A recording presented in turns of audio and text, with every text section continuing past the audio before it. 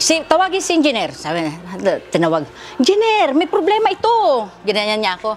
May problema ito dun sa kanila, yung kalsada dun ganyan. Puntahan mo dun agad-agad. Ganun siya kabilis. Ganun siya kabilis ng action niya. Basta nung pinakita ko yung picture sa cellphone ko, na ganun ang kalagayan, automatic. After 2 days, pinapuntahan niya to kay engineer. Pina-check niya. After mga 2 days uli, nakita ko sinusukat na. Sinusukat na niya. Pinasusukat na talaga hanggang doon. Ngayon, syempre, mga kapitbahay namin nagulat.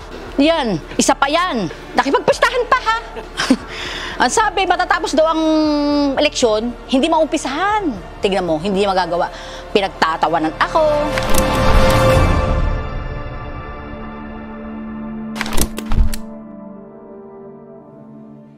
Na kahit na siya marami ako narinig na paninira sa kanya, hindi ako maniniwala. Ako mismo sarili ko, ako mismo yung pumunta doon, naramdaman ng puso ko na mabuti siyang tao. Sincero siya, at saka automatic siya, hindi siya nagsasabi ng, teka muna kasi wala akong narinig na gano'n. Diretsahan siya. Yun ang tao. Yun ang talagang tamang tumatayong mayor ng Calapan.